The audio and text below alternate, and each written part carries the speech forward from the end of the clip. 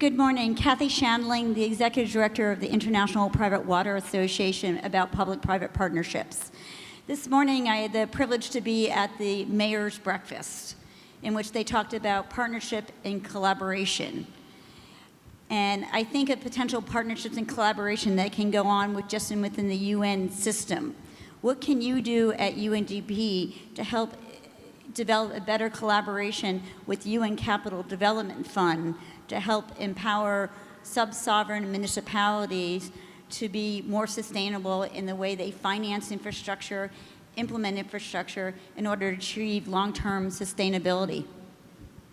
I'm happy to say that the UN Capital Development Fund is actually a small fund within UNDP, and I'm its boss. It has a director, of course, but it focuses on least developed countries and on the subnational level. Two main strands of work, one supporting at that municipal subnational level the capacities, but also microcredit.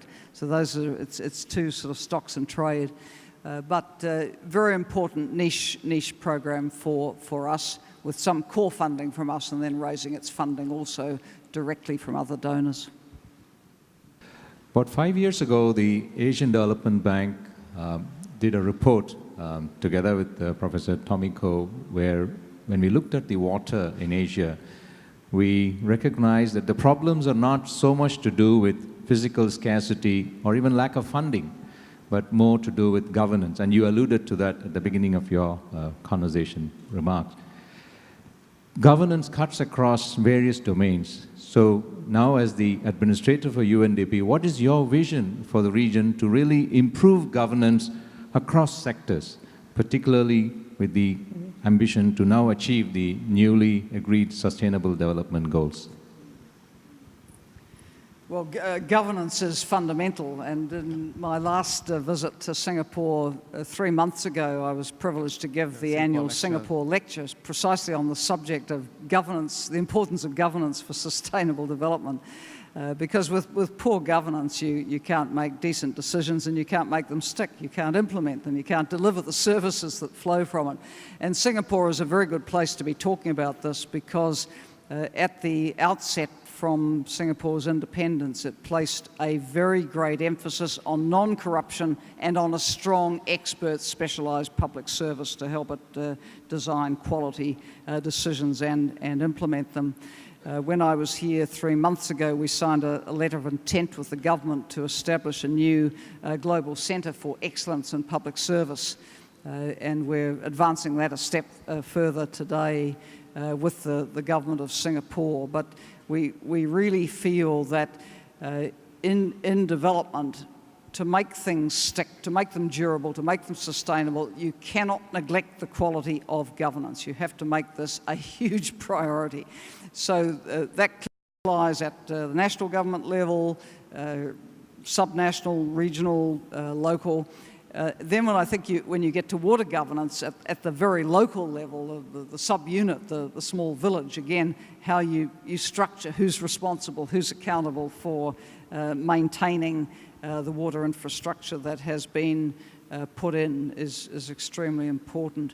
If I could just make one other point about water and the difference it makes between life and death, to put it at its most simple.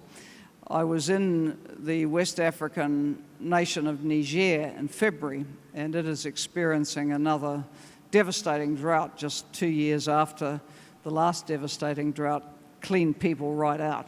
So when something like this happens again 2 years later, the level of resilience is understandably pretty shaken. And I went with the UN's Emergency Relief Coordinator to 2 villages. One had the advantage of support for water infrastructure, with a large reservoir which even a lot of months into the drought still had water, and a basic well which was functioning, and a big vegetable plot, which also required quite a capacity skills transfer, because the people there are pastoralists who don't often have big vegetable gardens. So the people there, even in the middle of a crippling drought, they were getting along.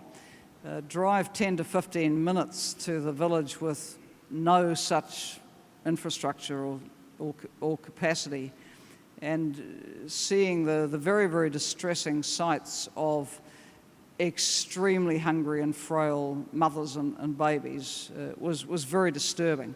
So it's not rocket science, is it, what the difference between life and death is? And you feel when you see these stark contrasts just how urgent it is to support countries to get this basic infrastructure in place and the skills which will enable the positive story to be repeated in villages and communities around the world.